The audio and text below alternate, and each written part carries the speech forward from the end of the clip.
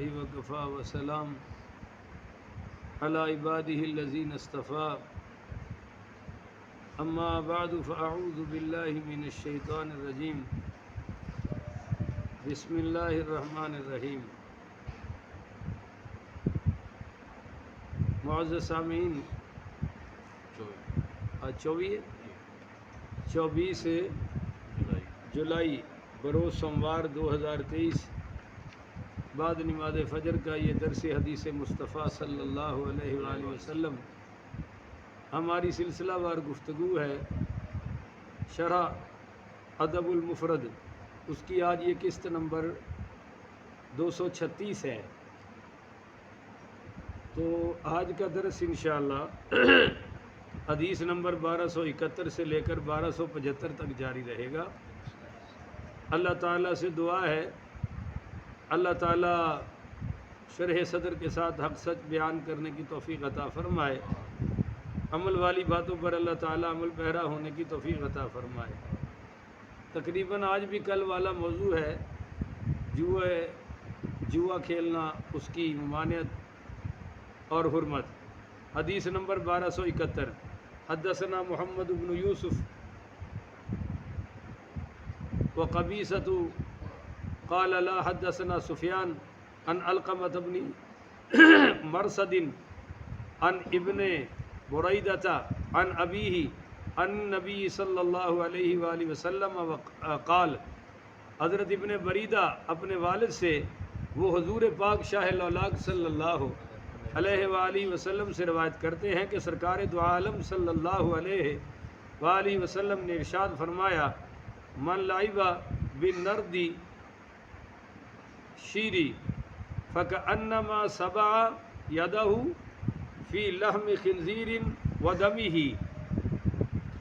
یعنی حضور پاک صلی اللہ علیہ وسلم نے فرمایا کہ جو آدمی نرد شیر کے ساتھ کھیلا تو گویا اس نے اپنے آپ کو خنزیر کے گوشت اور خون سے رنگین کر لیا.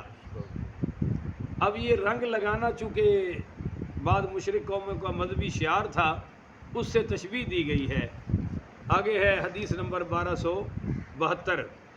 حدثنا احمد بن یونس ومالک بن اسماعیل قال لا حدثنا زہیر قال حدثني عبید اللہ قال حدثني نافع عن سعید بن ابی ہندہ عن ابی موسیٰ عن النبی صلی اللہ علیہ وسلم قال. حضرت ابو موسیٰ رضی اللہ تعالی عنہ سے روایت ہے کہ سرکار دو عالم صلی اللہ علیہ وآلہ وسلم نے فرمایا: من لعب بالنرد فقد عصى اللہ ورسولہ. کہ جو آدمی، آپ صلی اللہ علیہ وسلم نے فرمایا، جو نرد کے ساتھ کھیلا بے شک اس نے اللہ تعالیٰ اور اس کے رسول کی نافرمانی کی ہے. آگے ہے جی باب الادب و اخراج الذین یلعبون بالنرد و اہل الباطل. ادب سکھانا ان لوگوں کو نکالنا جو نرد کے ساتھ کھیلے، اور اہل باطل کا بیان. یعنی ادب سکھاتے ہوئے ان کو نکال دینا جو جوا کھیلے یا ایسے حرام کام کریں. حدیث نمبر 1273. حدثنا اسماعیل قال حدثني مالک عن نافع ان عبد اللہ بن عمر كان اذا وجد احدا من اہلہ یلعب بالنرد ضربہ وکسرہا.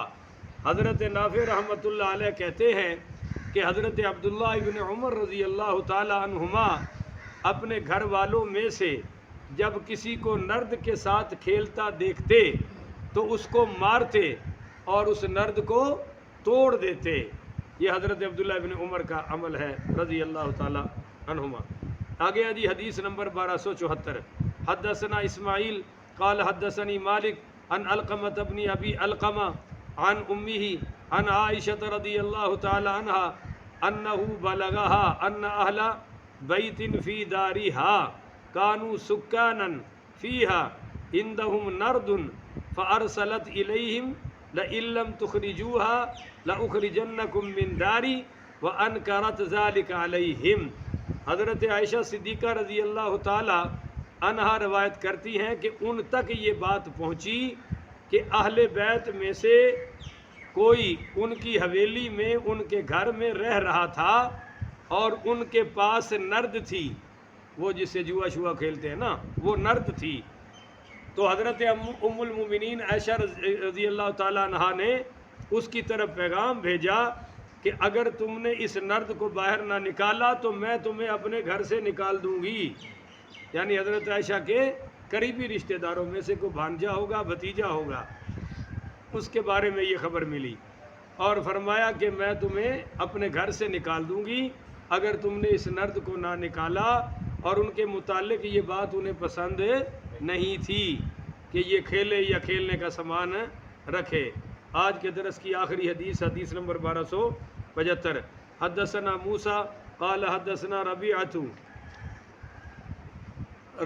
بن کلثوم بن حبر قال حدثنی ابی قال خطبنا ابن زبیر فقال. یہ حضرت ربیعہ بن کلثوم رحمۃ اللہ علیہ بن جبر کہتے ہیں کہ مجھے میرے والد نے بتایا، کہتی ہیں کہ مجھے میرے والد نے بتایا کہ ہمیں حضرت ابن زبیر رضی اللہ تعالیٰ عنہ نے خطبہ دیا. حضرت عبداللہ ابن زبیر جو حضرت ابو بکر صدیق کے نواسے ہیں اور آپ کی بیٹی سیدہ اسماء بنت صدیق کے بیٹے ہیں، انہوں نے خطبہ دیا. فقال یا اہل مکہ تھا، اے اہل مکہ، بلغنی عن رجال من قریش یلعبون بلعبۃ یقال لها. فرمایا کہ قریش کے بعض لوگوں کے متعلق مجھے یہ بات پہنچی ہے کہ وہ ایک کھیل کھیلتے ہیں، یقال لها النرد شیر، جس کو نرد شیر کہا جاتا ہے، اور وکان اعصرا، تو وہ دائیں ہاتھ سے کھیلا جاتا ہے.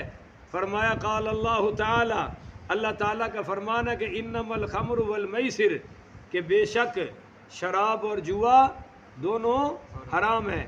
وانی احلف باللہ، اور فرمایا کہ بے شک میں اللہ کی قسم کھاتا ہوں، لأوتی بالرجل لعب بها الا عاقبته فی شعره وبشره وآتیت سلبه لمن اتانی به.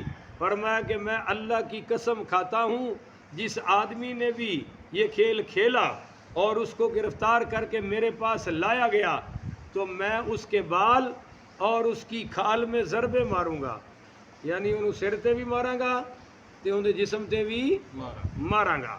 فرمایا میں اس کی کھال اور اس کے بال میں ضربے ماروں گا اور اس کا سامان اس آدمی کو دے دوں گا جو اس کو گرفتار کر کے میرے پاس لائے گا. یعنی اس کا سامان بھی ضبط کر لیا جائے گا. تو یہ اصل مسئلہ ہے کہ کوئی ایسا کھیل جو جوئے کے زمرے میں جاتا ہو وہ بھی منع ہے، کوئی ایسا کھانا پینا جو شراب اور نشے کے زمرے میں جاتا ہو وہ بھی حرام ہے.